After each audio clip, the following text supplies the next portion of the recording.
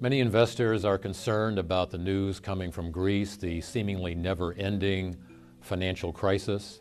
The question is, how should investors behave in the midst of a financial crisis? Should they do something different with their portfolio? I think one of the first things to keep in mind as an investor is that the world has faced innumerable financial crises. Let's revisit a financial crisis, the so-called Asian financial crisis of 1997.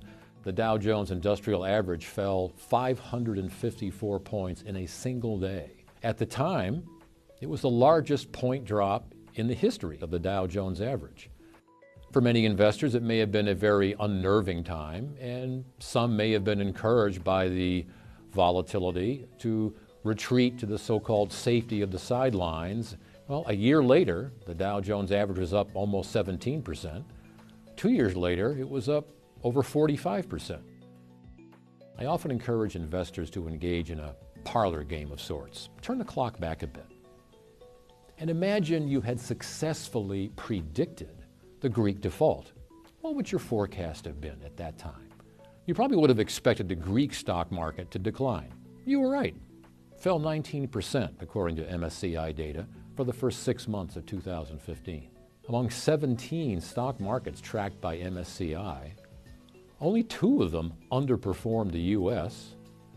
The other 15 outperformed the U.S., and many of them had impressive double-digit rates of return. I suspect many investors even now will be surprised to learn these numbers.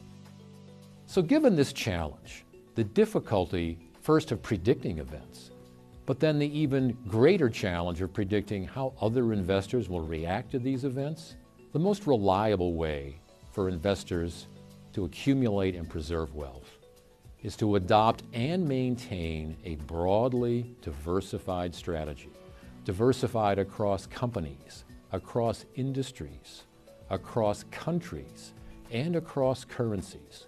But this idea that we should dip and dart and reduce our exposure to risky assets based on some prediction that we or others might make, more often than not leads to frustration and failure to capture the rates of return that the world's capital markets have to offer.